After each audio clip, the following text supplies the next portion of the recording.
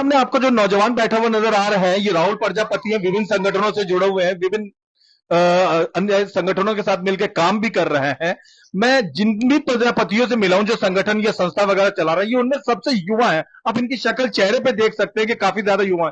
राहुल जी, बहुत बहुत स्वागत है। मैं चाहूंगा दर्शकों को सबसे पहले आप अपने बारे में बताइए, इतनी युवा अवस्था में कैसे संगठनों, विभिन्न संगठनों के साथ प्रजापति समाज की सेवा करने को सूझा? जी बिल्कुल। देखिए, सबसे पहले मैं आपके चैनल का और आपका स्वागत करता हूँ। राष्ट्रीय प्रजापति महासंघ दिल्ली प्रदेश की तरफ से आप सभी का स्वागत करता हूँ।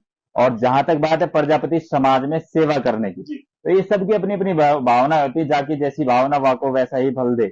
और जो हमारा पुनर्जन्म का और हमारे जो पिताजी का आशीर्वाद हम पे रहा है, वो हमेशा से सर्व समाज यानी सर्व समाज को हमने सर्वश्रेष्ठ माना है और समाज को ही अपना जीवन जो है समाज को ही समर्पण किया है। अब आ जाते हैं, अपने बारे में बताइए कि किस तरीके से रुझान हुआ प्रजापति समाज की सेवा के साथ साथ में अन्य संगठनों के साथ। मैंने बाहर देखा आप बजरंग सेना के साथ में भी जुड़े हुए हैं, अन्य और कई संस्थाओं के साथ जुड़े हुए हैं। देखिए, मेरी ना पहले से ही रुचि रही है समाज सेवा की। जब ये कोविड आया तो कोविड-19 में भी हमने बजरंग सेना के साथ मिलकर काफी काम किया था। रुक जाऊं, प्रजापति समाज के जो नवयुवक संगठन के साथ जुड़े हुए हैं उसके विषय में बताइए। देखिए, मैं राष्ट्रीय प्रजापति महासंघ से काफी समय से जुड़ा हूँ और राष्ट्रीय प्रजापति महासंघ में जो महासंघ के साथ मिलकर हमने दिल्ली सरकार से भी, दिल्ली के अंदर केंद्र सरकार से भी हमने अपने समाज की जो मुख्य मांगे रही हैं, मुख्य मांग जो हमारे समाज के लिए रही है, समाज के उत्थान के लिए रही है, उसके लिए हम काफी समय से संघर्ष कर रहे हैं। और दिल्ली सरकार से, केंद्र सरकार से, दोनों से हमारी मांगे चल रही है समाज के उत्थान के लिए।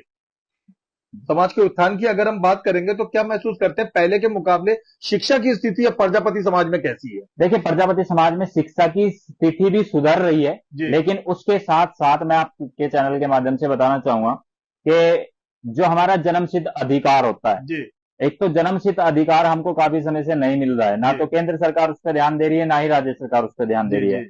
और दूसरी बात है हमारी जो जातिगत जनगणना होती है, हमने केंद्र सरकार से भी मांग की है कि जातिगत जनगणना के आधार पर हमारे प्रजापति समाज को भी राजनीतिक भागीदारी दी जाए। क्योंकि शासन अगर हमारे साथ होगा तो प्रशासन भी कहीं ना कहीं हमारे साथ होगा। शासन और प्रशासन की वजह से हम कहीं ना कहीं अभी भी पिछड़े हुए हैं। आपकी दिल्ली चलो मुहिम मैंने देखा कि बहुत ज्यादा चर्चा का विषय में है, उसके विषय में बताइए कैसे सूझा? देखिए, दिल्ली चलो अभियान हमने जो ये एजेंडा बनाया है, काफी समय से हमारी दिल्ली सरकार से माटी कला बोर्ड की मांग चल रही है। और माटी कला बोर्ड पे दिल्ली सरकार ने कुछ भी एक झूठा दिलासे दिलाने के अलावा कुछ भी कार्रवाई नहीं की है। तो एक तो उसको देखते हुए दिल्ली सरकार से हमारी ये मांग है कि दिल्ली में जो है माटी कला बोर्ड का गठन हो संवैधानिक दर्जे के साथ, और उसका जो है बजट हर साल प्रजापति समाज को दिया जाए, ताकि हमारा प्रजापति समाज जो है मिट्टी के बर्तन बनाकर उससे अपना रोजमर्रा का गुजारा करता है। अब हमारे प्रजापति समाज का कोई भी व्यक्ति है, अगर वो चाक चला रहा है, चाक चलाते चलाते उसका कहीं हाथ टूट जाता है, हाथ कट जाता है और अन्य समस्याएं उसके साथ हो जाती है, हमारा प्रजापति समाज जो है भट्टों पे जाकर भी भराई करता है, जो एक्टेड होता है, वो भी उसके पशु को कोई बीमारी हो जाती है, ना कोई उनकी LIC होती है, ना उनको परिवार को देखने वाला होता है। तो उन सभी समस्याओं को देखते हुए हमने माटी कला बोर्ड की मांग की थी। एक तो उसको लेकर के, और जातिगत जनगणना के अभी जो है 2025 में विधानसभा चुनाव आ रहा है, हम चाहते हैं कि राजनीतिक भागीदारी भी प्रजापति समाज को दी जाए।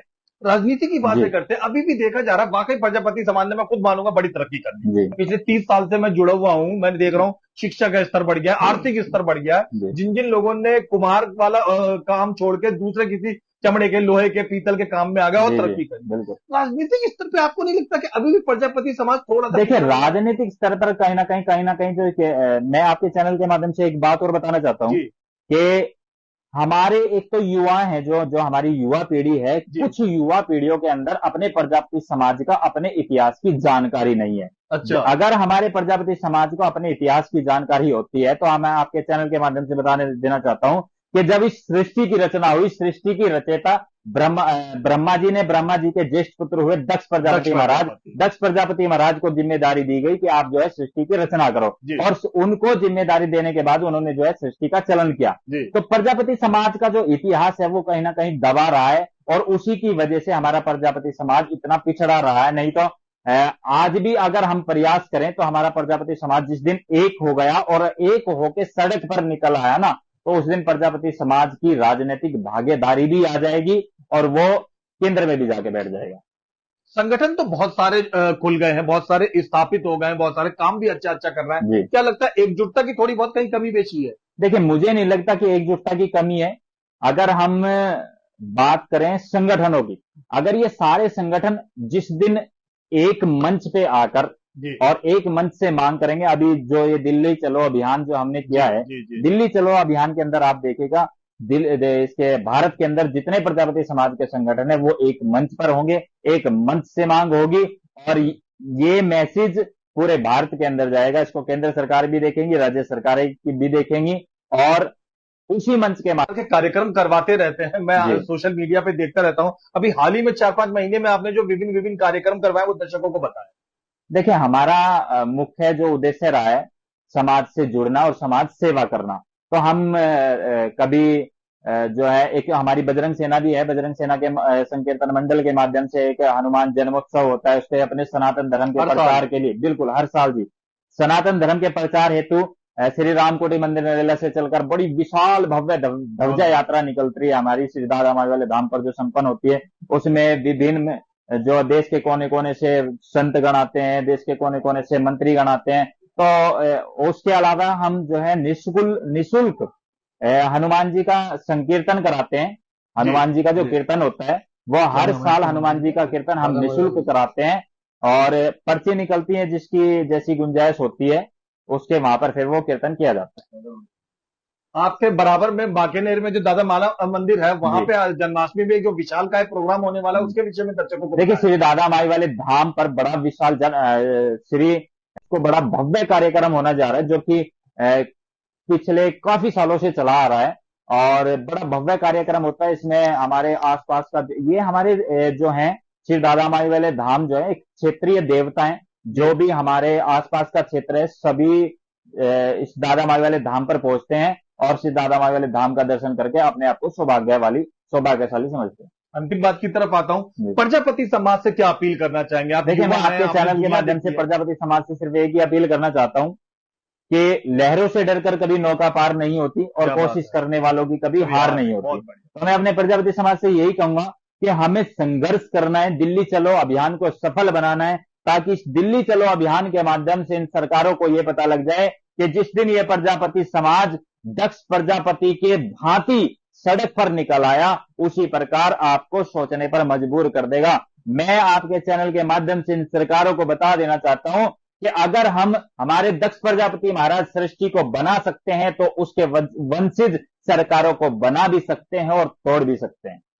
बहुत बढ़िया, धन्यवाद। प्रजापति महासंघ के बारे में बात करें तो साल में कितने प्रोग्राम और कौन कौन से मुख्य प्रोग्राम वो करती है? देखिए, राष्ट्रीय प्रजापति महासंघ का कोई भी मतलब मुख्य वो नहीं है, इसके प्रोग्राम जो मंथ वाइज होते रहते हैं। अच्छा। क्योंकि राष्ट्रीय प्रजापति महासंघ सिर्फ दिल्ली के अंदर नहीं, पूरे भारत के अंदर है। अच्छा। तो हर स्टेट में कभी 2 प्रोग्राम कभी 3 प्रोग्राम, या चाहे आप जो है ये जो बच्चे अच्छे नंबरों से पास होते हैं उनको पुरस्कार सम्मान समारोह समझ लीजिए, या फिर अन्य समाज सेवा समझ लीजिए, सामूहिक कन्या विवाह जो हर साल हमारा बेगमपुर में किया जाता है, और भी तरह तरह के जो समाज सेवा के कार्यक्रम राष्ट्रीय प्रजापति महासंघ के द्वारा होते रहते हैं। आप उसके युवा टीम के दिल्ली प्रदेश अध्यक्ष हैं? दिल्ली प्रदेश युवा अध्यक्ष। युवाओं को इसमें जोड़ने के लिए क्या क्या कदम उठाए जा रहे हैं?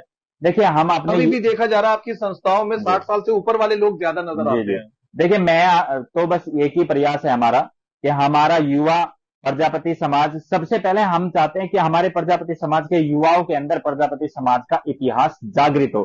जब हमारे प्रजापति समाज का इतिहास उनके अंदर जागृत होगा तो उनको अपनी पहचान हो जाएगी। जब उनको अपनी पहचान हो जाएगी तो वो अपनी मांगों को भी रख सकते हैं और प्रजापति समाज के अंदर युवाओं के अंदर एकता भी आ सकती है और वो एक मुश्त होकर एक जगह खड़ा हो सकता है।